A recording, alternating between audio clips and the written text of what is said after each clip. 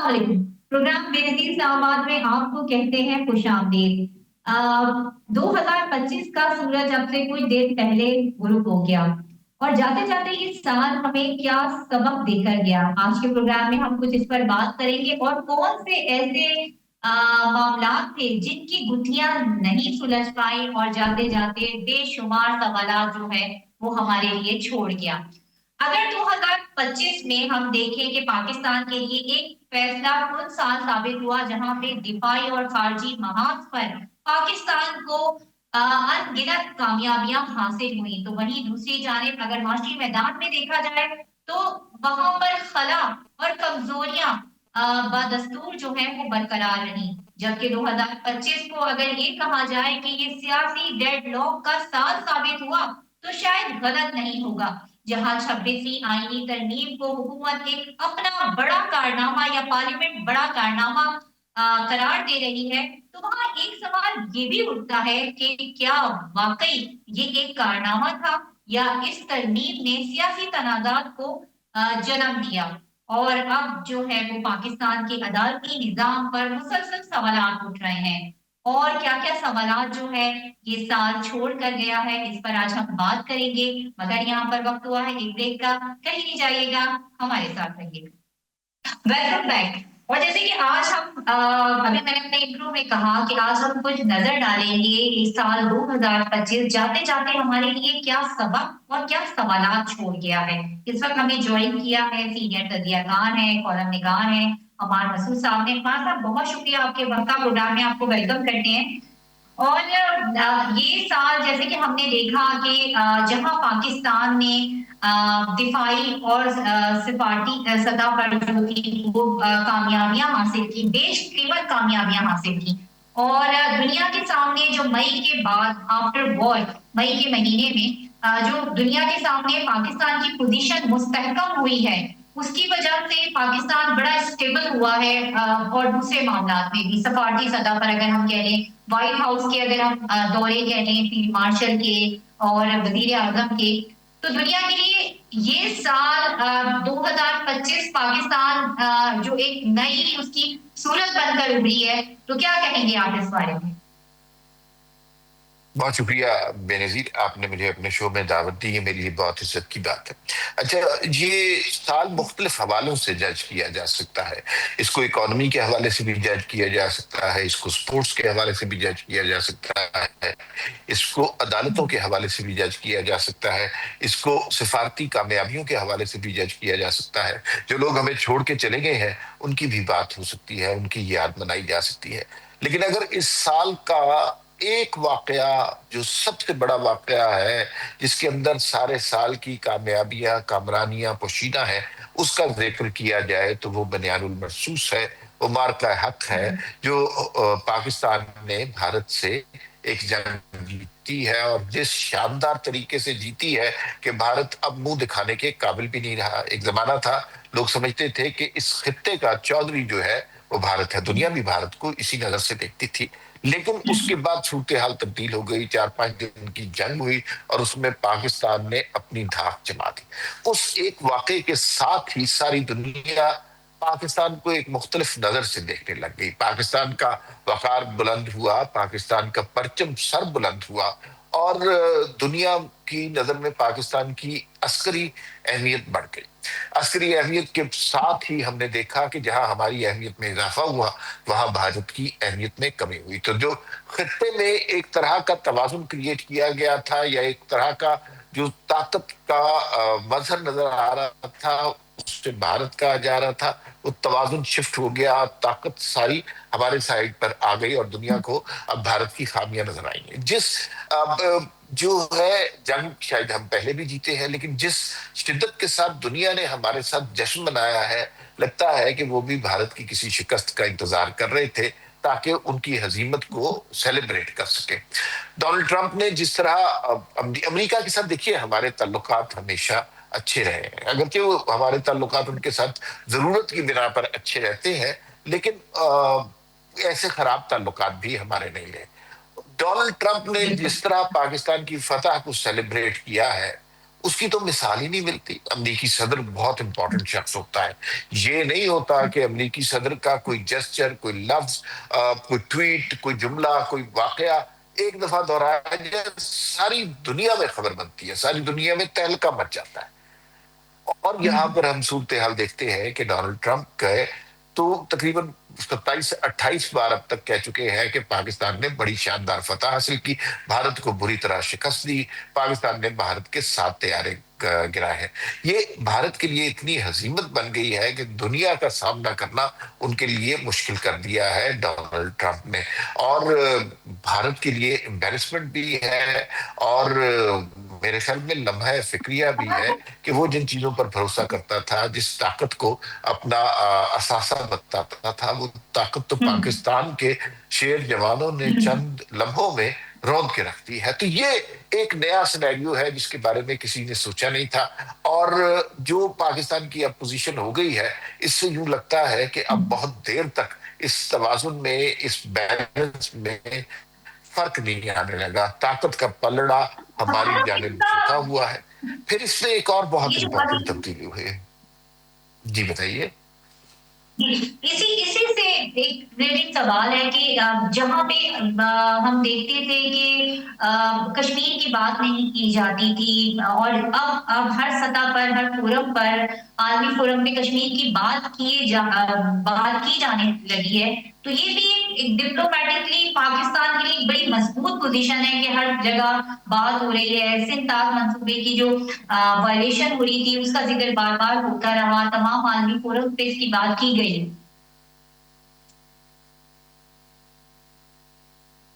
بھارت جو ہے نا بہت سارے موضوعات سے جان چراتا تھا، اور ان کی ہمیشہ کوشش یہ ہوتی تھی کہ ان موضوعات پر پاکستان اور بھارت ہی بات کریں، کوئی تیسرا ثالث بن کر نہ آئے، کوئی دنیا کا بنیادی موضوع نہ بنے۔ خاص طور پہ کشمیر میں جو جبر کی داستان بھارتی فوج نے لکھی ہے، جو مظالم وہاں پر کیے ہیں، جو عبرتناک انسانی حقوق کے ساتھ سلوک کیا ہے، وہ دنیا کے سامنے نہیں لانا چاہتے تھے۔ بھارت میں یہ بھی ہوا کہ ایک وادی کی خوبصورت ترین وادی ہے، اس کے اندر انسانوں کو محصور کر دیا گیا۔ بالکل۔ جب مطلب ایک پھر اگر اس سال وہاں کو انٹرنیٹ بند کر دیا گیا، کمیونیکیشن کے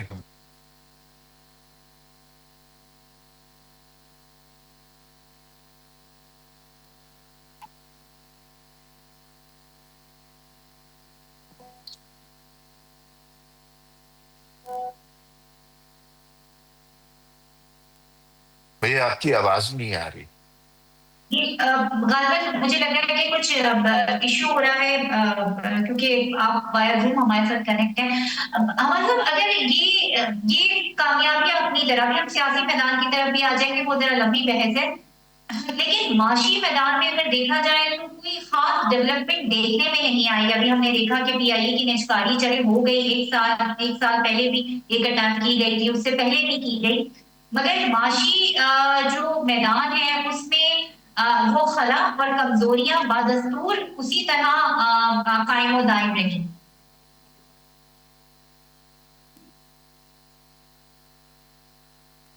جب معاشی میدان ہے نا، اس میں ملا جلا رجحان رہا، یہ نہیں ہم کہہ سکتے کہ تباہی بڑھ گئی ہے، اور یہ بھی نہیں کہہ سکتے کہ ترقی شروع ہو گئی ہے، لیکن ایک جملہ اس کے بارے میں ضرور کہا جا سکتا ہے کہ تنزلی کا جو سفر تھا وہ رک گیا ہے۔ ہم اتنی بری طرح گر نہیں رہے جتنے پہلے طریقے سے۔ بہت ساری چیزیں اس میں ہوئی ہیں، اور اس میں ایک تو بہت زبردست پاکستان اور سعودی عرب کا تاریخی دفاعی معاہدہ ہوا ہے، جو کہ بہت ہی زبردست چیز ہے۔ ڈالر پاکستان میں بہت مہنگا ہو گیا، 282 روپے کا، لیکن یہ سٹیبل ہو گیا اس جگہ پر۔ یہ نہیں ہو رہا کہ جیسے کسی زمانے میں سننے میں آ رہا تھا کہ ڈالر 500 کا ہو جائے گا، ڈالر 1000 روپے کا ہو جائے گا، وہ نہیں ہو رہا۔ پیٹرول کے حوالے سے آج کی خبر ہے کہ آج رات انشاءاللہ 10 روپے پاکستان کی حکومت جو ہے پیٹرول کی قیمت میں کمی کرے گی۔ اچھا، آئی ایم ایف کے ساتھ جو ہمارے معاملات چل رہے ہیں، ظاہر ہے ابھی بھی وہ جو 1 ارب روپے کی اس کے اندر اتنی پرابلم نہیں ہوتی، وہ ذرا سہولت کے ساتھ مل جاتی ہے۔ اسٹاک مارکیٹ ہم دیکھیں اسٹاک مارکیٹ میں بڑا بوم رہا اور وہ نئے نئے ریکارڈ قائم کرتی رہی، بلکہ جو لاسٹ ہے وہ تو انبلیویبل ہے، 1,74,000 کے انڈیکس تک بات پہنچ۔ مہنگائی جو ہے بڑی مہنگائی ہے پاکستان میں، پہلے تو یہ سمجھ لینا چاہیے، مہنگائی ہے، کوئی ایسی سستی چیزیں نہیں مل رہی، لیکن مہنگائی میں کے اضافے میں، مہنگائی ہے لیکن مہنگائی کے اضافے کی جو رفتار ہے اس کے اندر کمی ہوئی ہے۔ تو اس کو ہم یہ نہیں کہہ سکتے کہ چیزیں سستی ہو گئی ہیں، مہنگائی کی اضافے کی رفتار میں کمی ہوئی ہے۔ تو کچھ پازیٹیو سائن ہے، پی آئی اے کی نجکاری بہت بڑا احسن قدم ہے، احسن قدم ہے، یہ ہم پہلے نہیں کر سکے تھے، بہت اچھی قیمت ہمیں ملی ہے 135 ارب۔ اور آپ کو یاد ہوگا مفتاح اسماعیل ہمارے بڑے اچھے دوست ہیں، بڑے لائق آدمی ہیں، وہ تو کہتے تھے کہ 1 روپے اس لیے اربوں روپے کا ہر سال نقصان ہوتا ہے، اس سے تو پاکستان کی معاشی ترقی ایک چیز میں اور وہ چیز ہے پرائیویٹائزیشن۔ اگر ہم جتنی بھی چیزیں ہم نے حکومت کے اختیارات میں لی ہوئی ہیں، جس میں ریلوے ہے، جس میں سٹیل مل ہے، اس طرح کے بہت سارے ادارے ہیں جو بلا وجہ حکومتوں نے اپنی ذمہ داری لی ہوئی ہے، یہ اگر پرائیویٹائز کر دیتے ہیں تو یہ وہی سچویشن ہوگی کہ گھر بیٹھے امیر بنیے، گھر بیٹھے آپ منافع کما رہے ہوں گے، آپ نے کوئی چیز کریٹ نہیں کی، کوئی چیز تخلیق نہیں کی، لیکن اپنے نقصان کو کم کر دیا ہے۔ تو یہ اگر اسٹریٹجی اپنائیں، زیادہ اگریسولی اپنائیں، تو میرے خیال میں اس کا فائدہ ہوگا۔ اچھا، اب کچھ پارلیمنٹ کے کردار کی طرف آتے ہیں کہ آپ کو پتا ہے 27ویں آئینی ترمیم جو ہے وہ پارلیمنٹ اسے ایک بڑا اپنا کارنامہ، یا حکومت ایک اسے بڑا ایک اپنا کارنامہ جو ہے وہ سمجھ رہی ہے، لیکن کیا یہ اس سے یہ ترمیم کرنے سے پارلیمنٹ کی بالادستی جو ہے وہ ہوئی ہے، یا پھر اس ترمیم نے سیاسی تنازعات کو جنم دے دیا، جو کہ بظاہر لگ رہا ہے عدالتی نظام پر اس کے بعد کئی سوالات اٹھائے گئے ہیں اور اب تک یہ سلسلہ جاری ہے؟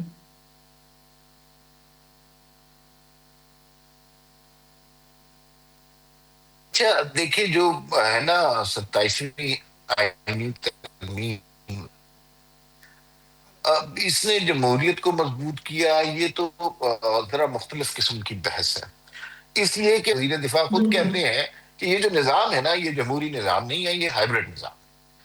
تو میں اور آپ اس کو کون جمہوریت کہنے والے ہو جاتے ہیں، لیکن اس کی برائیوں کے ساتھ ساتھ اس کے اندر ایک مثبت بات بھی مثمر ہے، پوشیدہ ہے۔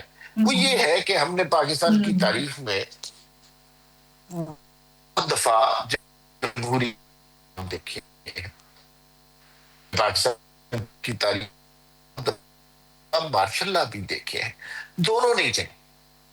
ہمیں شاید ایک ایسے سیٹ اپ کی ضرورت تھی، ایسے جہاں پر جمہور ایجنڈا کی قوم کی فلاح اگر ہے، تو اس سے بہتر بات ہی کوئی نہیں ہے۔ کیونکہ اس دفعہ آپ کو واضح طور پر یہ لگ رہا ہے کہ حکومت کو کوئی کر ہی نہیں رہی، اسٹیبلشمنٹ کی جانب سے بھی حکومت کے لیے کوئی آزار کریٹ نہیں کیا جا رہا۔ ہمارے صاحب اس میں ہم مزید بھی بات کریں گے، مگر یہاں پر وقت ہوا ہے کمرشل بریک کا، کہیں نہیں جائے گا، ہمارے ساتھ رہیے۔ Welcome back. اور بریک سے پہلے جیسے عمار مسعود صاحب بات کر رہے تھے ہم آئینی ترمیم پر، اور آپ نے کہا کہ بڑا آپ نے مجھے انٹرسٹنگ آپ کی بات لگی کہ وزیر دفاع خود اس بات کو تسلیم کرتے ہیں کہ جو نظام ہے یہ ایک ہائبرڈ نظام ہے۔ کبھی کبھی وہ بھی بڑی چلتے چلتے سچی سچی باتیں کر جاتے ہیں۔ تو اس پر بات ہو رہی تھی کہ عدالتی نظام پر جو ہے وہ اس ترمیم کے بعد کئی سوالات اٹھ رہے ہیں، اور اپوزیشن تو اس پہ ایک اپنا اسٹرانگ پوائنٹ اسکورنگ کر رہی ہے۔ مجھے جو لگتا ہے نا کہ عدالتی نظام میں جو تبدیلیاں ہوئی ہیں وہ تو بہتری کے لیے ہوئی ہیں۔ اس سے پہلے جو ہمارا جوڈیشل ایکٹیویزم تھا نا، اس نے ہمیں بہت برباد کیا۔ ہم نے ہمیشہ الزام دیا ڈکٹیٹروں کو، اور ہم نے ہمیشہ الزام دیا سیاستدانوں کو کہ ان دونوں نے اس ملک کو ترقی نہیں کرنے دی، لیکن اس میں ایک بہت بڑے سٹیک ہولڈر جو ہیں وہ ججز رہے ہیں، ہماری عدلیہ رہی ہے، جس کے بارے میں کسی نے انگلی اٹھائی نہیں ہے۔ انہوں نے اس ملک کو بہت تباہ کیا ہے، ہر ڈکٹیٹر کو نظریے کے لیے نظریہ ضرورت بھی انہوں نے کریٹ کیا، اور ہر جمہوری حکومت کو تباہ کرنے میں بھی ان کا کردار رہا۔ تو یہ صورتحال ہے، لیکن اب یہ ہو گیا ہے کہ اب وہ جو ٹکر لگوانے والے ججز کا دور ختم ہو گیا، اب عوام کے مسائل کے لیے عدالت کا ایک علیحدہ حصہ بن گیا ہے، آئینی مسائل کے لیے ایک آئینی عدالت بن گئی ہے جو جوڈیشل ایکٹیویزم کا شکار نہیں ہے، جسے حکومتیں گرا کر وزیر اعظم کو ہٹا کر کوئی لطف نہیں آ رہا، ورنہ تو ان کے کارنامے ہوتے تھے نا کہ ہم نے اتنے وزیر اعظم گرا دیے۔ پھر دوسری بات یہ کہ ایک بڑی تکلیف دہ شکل ہم نے انصاف کی دیکھی، ثاقب نثار سے لے کر بندیال صاحب تک، اور انہوں نے انصاف نہیں کیا، انہوں نے تحریک انصاف کیا ہے، اور اس سے بہت زیادہ اس ملک میں جمہوریت کو نقصان ہوا ہے، اس جمہوری قدروں کو نقصان ہوا ہے، پارلیمان کو نقصان ہوا ہے۔ تو وہ تاریخ دور جو ہے میرے خیال میں گزر گیا ہے، جو کہ ایک خوش آئند بات ہے، اور اب وہ جو ایکٹیویزم ہمیں نظر نہیں آ رہا۔ میں تو اس کے فیور میں ہوں۔ آپ نے ابھی بات کی کہ انہوں نے انصاف نہیں بلکہ تحریک انصاف کرے، آپ نے خود ہی اب نام لے لیا، اب ذرا سیاست کی طرف آئیں گے، اور اگر اس سال کو ہم سیاسی طور پہ سیاسی ڈیڈ لاک کا سال کہیں تو میرے خیال میں غلط نہیں ہوگا۔ کیا کہتے ہیں آپ اس بارے میں کہ جو معاملات جہاں جس طرح سے ہم لاسٹ ایئر دیکھیں 2024 میں، وہی وہی معاملات ویسے ہی کھڑے ہوئے؟ دیکھیے، ہم سیدھی سیدھی بات کرتے ہیں، تحریک انصاف کہاں پر کھڑی ہے؟ مجھے یوں لگتا ہے کہ تحریک انصاف کا جو جوش، جذبہ، انقلابی خواہشات تھی نا، وہ آہستہ آہستہ دم توڑتی جا رہی ہے۔ ابھی میں نے دیکھا کہ سہیل آفریدی صاحب جو ان کے وزیر اعلیٰ کے پی کے کہ ایک ایس ایچ او سے جھگڑ رہے تھے یہ اڈیالہ کے بعد، تو یعنی اس لیول پر آ گیا ہے۔ ابھی وہ لبرٹی چوک میں گئے تو 150 لوگ وہاں پر موجود تھے، سوابی میں انہوں نے جلسہ کیا، 6000 لوگ وہاں پر موجود تھے۔ تو وہ جو انقلابی سرمدی جذبہ ان کے اندر ہونا تھا، وہ آہستہ آہستہ دم توڑ جا رہا ہے۔ لوگوں نے ایکسیپٹ کر لیا ہے کہ عمران خان جیل کے اندر ہی ہے اور بڑی دیر تک ہے، اور عمران خان کے جو کیسز کے فیصلے آ رہے ہیں، جس میں سے ابھی 9 مئی کے حوالے سے ریاست کے خلاف بغاوت کے حوالے سے، جی ایس یو پر حملے کے حوالے سے کیسز ابھی سامنے نہیں آئے ہیں۔ جیسے جیسے وہ کیسز سامنے آتے جائیں گے، آپ کو اندازہ ہوگا کہ عمران خان بہت دیر تک جیل کے اندر ہے۔ اچھا، یہ چیز جو ہے نا کارکنان کو آہستہ آہستہ مایوس کر رہی ہے۔ عمران خان کو لانے کے لیے ایک بہت بڑے پیمانے پر ذہن سازی کی گئی تھی۔ لوگوں کو بتایا گیا تھا کہ ایک ہی شخص مسیحا ہے، باقی سارے چور ڈاکو ہیں، اور اس کوشش کا جنہوں نے کوشش کی انہوں نے پھر نتیجہ بھگتا بھی۔ اب جو ذہن سازی ہو رہی ہے وہ بہت امپورٹنٹ ہے۔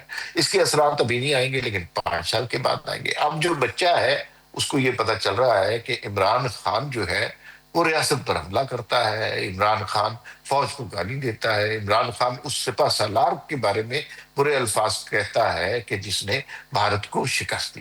تو یہ ذہن سازی اگلے 5 سال کے بعد ہمیں نظر آئے گی، اور آہستہ آہستہ تحریک انصاف کا ستارہ ڈوبتا نظر آ رہا ہے۔ تحریک انصاف بڑے شدید کنفیوژن کا شکار ہے۔ آپ نے درست لفظ استعمال کیا، بند گلی میں وہ جا چکے ہیں، اور انہیں سمجھ نہیں آ رہی مذاکرات کریں، اور مذاکرات کریں تو کس سے کریں، بات کریں تو کس سے کریں، اور جو ہے نا ان کے اندر اپنا بڑا ڈویژن ہے۔ جب کوئی بڑا جہاز گرتا ہے تو وہ رفتہ رفتہ گرتا ہے، ایک دم انہدام کا شکار نہیں ہوتا، اور پھر اس کے اندر مزید پہلو سامنے آ جاتے ہیں، مزید گروپس بننا چاہتے ہیں۔ اب دیکھیے بیرسٹر گوہر کہیں اور جا رہے ہیں، سہیل آفریدی پرسنل پروجیکشن پر زیادہ زور دے رہے ہیں، انہیں عمران خان کی رہائی سے اتنا مطلب نہیں رہا۔ علیمہ خان جو ہے وہ شوکت خانم اور دیگر جماعت پر قبضہ کرنے کے چکر میں ہے۔ وہ سلمان اکرم راجہ جو ہے وہ علیمہ خان کے ساتھ ہوتے ہیں، جن کا تحریک انصاف سے کوئی تعلق نہیں ہے۔ تحریک انصاف اور لوگوں کی جماعت تھی، وہ لوگ اب ہمیں کہیں نظر ہی نہیں آتے۔ تو کچھ اور لوگوں نے ہائی جیک کر لیا ہے تحریک انصاف کو، اور انہیں شاید اس بات کا ادراک ہو گیا ہے کہ عمران خان جلدی واپس نہیں آ رہے، تو یہ جو ہے اب لوٹ مار شروع ہو گئی ہے تحریک انصاف میں۔ کل ہی اڈیالہ جیل کی آپ نے بات کی، کل ہی بیرسٹر گوہر نے جو اڈیالہ جیل کے باہر گفتگو کی، انہوں نے ایک 2-3 بڑے ویلڈ پوائنٹ اٹھائے۔ انہوں نے کہا کہ بڑا اس پہ نظر کرنے کی ضرورت ہے، اور بڑے ان کے اندر ان کے اوور آل جو بیہیویئر تھا اس میں بڑی فرسٹریشن ہمیں نظر آئی، کہ انہوں نے یہ کہا کہ ہمارے اپنے ہی ہیں جس کی وجہ سے آج ہم اس نہج پہ کھڑے ہیں۔ दूसरा उन्होंने कहा कि वजीर आजम केपीके के हवाले से जब सवाल किया गया, उन्होंने कहा कि ये कोई मूवमेंट तो नहीं थी, वो तो अपने निजी दौरे पर गए हुए थे। तीसरा उन्होंने ये बात कही कि हमारे अपने अंदर ही जो है ये तमाम तर ये टूट फूट ये इसके जिम्मेदार कुछ हम अब खुद लोग हैं। सो ये भी कई इंडिकेशन है कि पार्टी अब पूरी तरीके से टूट फूट का शिकार है। बेशक उनके जो लीडर्स है वो माने नहीं, मगर अब जब चेयरमैन पीटीआई का जब चेयरमैन कह रहा है अपने मुंह से ये बात, तो उससे हम क्या नतीजा अखज करें? मुझे यूं लगता है कि चेयरमैन पीटीआई का ओहदा ऐसा हो गया है जैसे मुल्क में सदर का ओहदा होता है, जो कि सिर्फ एक आईनी सी एक पोस्टिंग है, लेकिन उसका ऑपरेशन से, हकीकत से, कामों से, इज्जत और वकार से कोई ताल्लुक नहीं है। बैरिस्टर गौहर को कोई नहीं पूछता, और वो जो है सुहेल आफरीदी उनको बताए बगैर निकल रहे होते हैं, अलीमा खान गालियां दे रही होती हैं फौज को, तो वो बैरिस्टर गौहर की मर्जी से नहीं हो रही होती, बाकी आपस में ये ग्रुप लड़ रहे होते हैं तो वो बैरिस्टर गौहर को नहीं पता होता। असल में मसला क्या है, बैरिस्टर गौहर एक इंतहाई नफीस आदमी है।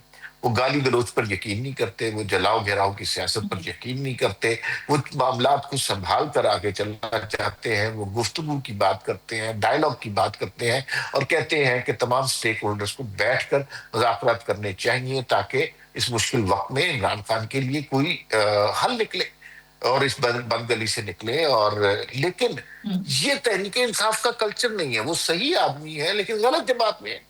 उस जमात में तो मुज़ाकरात करने वाले को गाली दी जाती है, उस जमात में तो गुफ्तगू करने वाले की तौहीन की जाती है। उस जमात के अंदर तो कोई शख्स अगर अमन की बात करता है तो वो बुज़दिल डरपोक कहलाता है।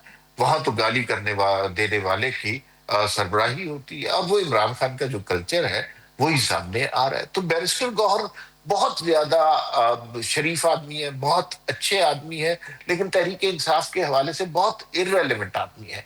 उनको एक बस आईनी सा उनके पास ओहदा है, लेकिन उनकी हकीकत में चेयरमैन पीटीआई की हैसियत से जीरो से भी कम हैसियत है। पीटीआई का हमने ये देखा कि सोशल मीडिया और खास तौर पे इमरान खान का ट्विटर अकाउंट जो देखा जाए, वहां से जिस तरह की पोस्ट की गई और फिर उसके बाद पहली दफा शायद इस तरह हुआ है कि जो सिक्योरिटी फोर्सेस डीजीआईएसपीआर को पूरी एक 2.5 घंटे की प्रेस कॉन्फ्रेंस करनी पड़ी। एक एक तसादुम नजर आया जो कि बयानिए का तसादुम है। एक उनका बयानिया है और एक एक हुकूमत का, रियासत का या हमारी फोर्सेस का बयानिया है, और जिनमें शदीद तसादुम पाया गया इस साल। बिल्कुल। और मतलब डीजीआईएसपीआर की जो प्रेस कॉन्फ्रेंस थी उसके अंदर कभी इतने सख्त अल्फाज नहीं इस्तेमाल किए गए जितने लास्ट प्रेस कॉन्फ्रेंस में किए गए हैं।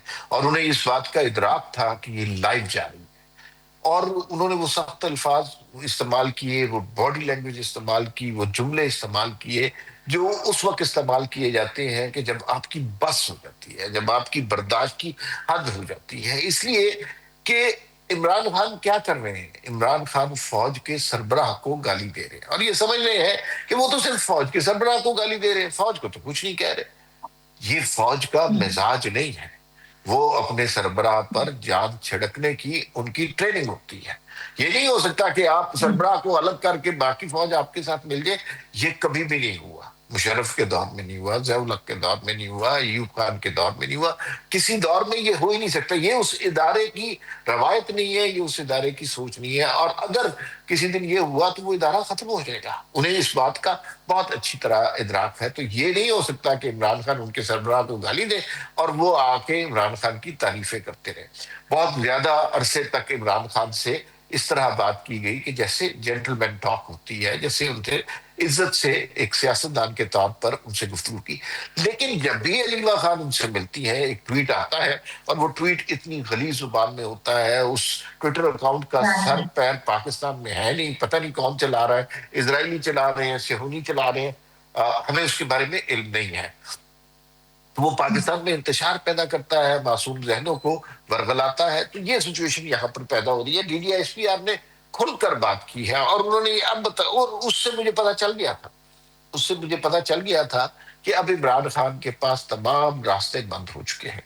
इमरान खान को देखे, माजी में भी सियासतदान ऐसी बंद गली में फंस गए हैं। اس موقع پر کیسے نکلتے ہیں وہ مذاکرات کے ذریعے کوئی چھوٹی سی جگہ ہوتی ہے وہاں اپنے لیے سپیس بنانے ہاں کی کوشش کرتے ہیں. عمران خان کے لیے جہاں پہ بھی کوئی سپیس بنتی ہے عمران خان کی اپنی جماعت کے لوگ اس سپیس کو آگ لگا دیتے ہیں. اب میں آپ کو یہ بتاؤں کہ جیسے علیمہ خان ہے، جب بھی کہیں مذاکرات کی بات ہوتی ہے، عمران خان کی رہائی کی بات ہوتی ہے، معاملہ درست سمت میں جانا سے لگتے ہیں، وہ آ کر بیان دیتی ہے کہ جس شخص نے مذاکرات کیے اس نے عمران خان سے وفاداری نہیں کی، تو وہ اس سارے سسٹم کو آگ لگا دیتی ہے. تو یہ بیسیکلی وراثت کا مسئلہ زیادہ ہو گیا ہے، سیاست کا مسئلہ کم رہ گیا ہے. اور اسی طرح جو یوٹیوبرز ہیں، جو تحریک انصاف کا بہت بڑا اثاثہ ہے، وہ کیا کر رہے ہیں؟ وہ یوٹیوبرز جو ہے انہیں عمران خان کے بارے میں آپ خبر بتائیں کہ عمران خان صحت مند ہے، شاش بشاش ہے، آج دیسی مرغی کھائی، آج بادام کھائے، آج ایکسرسائز کی، وہ یہ خبر سیلیبل نہیں ہے. انہیں یہ خبر چاہیے کہ عمران خان کو رات کو برسرار قتل کر دیا گیا، قبرستان میں لاش لے کی گئی، عمران خان کے جسم پر زخموں کے نشان تھے، یہ سیلیبل مسئلہ. تو اب آپ دیکھیے ان حالات میں اگر عمران خان باہر آ جاتے ہیں یا مذاکرات کی طرف کوئی پیش رفت ہوتی ہے، ان کی تو روٹیاں ماری نہیں، وہ تو کبھی بھی نہیں کریں گے مذاکرات کی بات یا اس کے اوپر، کیونکہ ان کے تو ڈالر اس وجہ سے لگے ہوئے ہیں کہ وہ ٹریجڈی کو یہاں پر گلیمرائز کریں. اور یہ انہی لوگوں کے ہاتھوں بلیک میل ہو رہی ہے تحریک انصاف. بالکل. اب ذرا ہم بات کر لیتے ہیں آزاد جموں کشمیر کی، کیونکہ اب جو 2026 کا سال آ رہا ہے وہاں پر الیکشن بھی ہونے ہوں گے جولائی میں. سو پہلے رانا تنویر الیاس، اس کے بعد انوار الحق اور اب فیصل راٹھور. تو کیا فیصل راٹھور کی شخصیت میں ایسی کیا خصوصیت ہے، کیا کیا فرق ہے ان تینوں کا؟ اچھا، میں انوار الحق صاحب کو جانتا ہوں، وہ بہت قابل لائق آدمی ہے، پڑھے لکھے آدمی ہے اور نیک نیت آدمی بھی ہے. ان کے ساتھ جو ہوا وہ نہیں ہونا چاہیے تھا، لیکن جو عوام کی رائے ہو اس کے مطابق. ان کے بارے میں کہا یہ جاتا ہے کہ جو ایکشن کمیٹی تھی نا، اس کے خلاف ان کے جو اقدامات تھے وہ ذرا زیادہ سخت تھے، اور ایکشن کمیٹی ان سے گھبرا کے انہوں نے ایجیٹیشن شروع کی. وہ نہیں مانتے تھے اور وہ کہتے تھے کہ یہ جو ہے ایکشن کمیٹی کے مطالبات غلط ہے. اچھا، فیصل راٹھور جو ہے وہ پہلے جو وہ پیپلز پارٹی کے بنیادی طور پر جینوئنلی کارکن ہے. ان کے والد آپ کو پتا ہے کہ آزاد کشمیر کے وزیر اعظم تھے ممتاز راٹھور، اور انہوں نے ہاں بے نظیر بھٹو کو اس وقت آرڈر آف آنر دیا تھا جب وہ وزیر اعظم نہیں تھی، جس کے اوپر بڑی بحث ہوئی، ان پر غداری کے فتوے لگ گئے. ان کی جو والدہ ہے فیصل راٹھور کی، یہ بھی آزاد کشمیر پیپلز پارٹی کی ویمن ونگ کی ہیڈ رہی ہے. تو یعنی ان کی پرورش اس ماحول میں ہوئی ہے. پڑھے لکھے آدمی ہیں، نوجوان آدمی ہیں، خوبصورت گفتگو کرتے ہیں، اور ان کی شخصیت میں ایک اچھی بات یہ ہے کہ یہ سب کو ملا کر چلنے چاہتے ہیں. جو انوار الحق صاحب ہیں وہ ایک سٹیج پر ہمیں یوں لگا کہ جیسے وہ اپنے اصولوں پر اٹک گئے ہیں، اڑ گئے ہیں، اور انہوں نے کہا نہیں بھائی ایسے نہیں تو ایسے نہیں. لیکن فیصل راٹھور کی شخصیت میں یہ نہیں ہے، اور وہ سب کو ملا کر چلنا چاہتے ہیں، اور میرے خیال میں یہ طریقہ زیادہ بہتر ہوگا. اور آگے آنے والے دنوں میں ہم دیکھیں گے فیصل راٹھور ایک سکسیسفل آدمی ہوں گے، لیکن ان کے پاس وقت بہت کم ہے، کیونکہ یہ جیسے ہی مارچ اپریل کا زمانہ آئے گا انتخابات کی آواز اٹھنا شروع ہو جائے گی. اس میں راجہ فاروق حیدر جو پیپلز پارٹی نون لیگ کے ہیں، انہوں نے بڑی عقل مندی کی، انہوں نے پیپلز پارٹی کا ساتھ تو دیا لیکن بیٹھے اپوزیشن بینچز میں. انوار الحق کو بھیجنے میں ان کا کردار ہے، لیکن فیصل راٹھور کو لانے میں ان کا کردار ہے. لیکن فیصل راٹھور کی جو کارکردگی ہے اس میں ان کا کوئی کردار نہیں ہے، انہوں نے اپنے آپ کو ڈسکس کر لیا ہے. اب وہ یہ کریں گے کہ امکانات ظاہر ہے جو فیڈرل میں حکومت ہوتی ہے، کشمیر میں وہی حکومت ہوتی ہے، تو امکانات یہی ہے کہ کشمیر میں فیصل راٹھور کے الیکشن کروائیں گے، اور اس کے بعد مارچ اپریل میں جو انتخابات ہوں گے اس میں راجہ فاروق حیدر اور ان کی جماعت جو کہ مسلم لیگ نون ہے وہ حکومت میں آ جائے گی. اصل مقصد ایکشن کمیٹی کا ہے، عوامی ایکشن کمیٹی کا. ان کے کچھ مطالبات جینوئن بھی ہیں، وہ مطالبات جینوئن ضرور مانے جانے چاہیے. وہ اتنے بڑے مطالبات نہیں ہے کہ جن کے اوپر اتنا اختلاف کیا جائے. لیکن جو وہ مہاجرین کی سیٹس والی بات ہے، وہ مطالبہ ریاست نہیں مانے گی، اس لیے کہ ان لوگوں نے بھی قربانیاں دی ہیں جو دوسرے شہروں میں سیٹل ہوئے ہیں.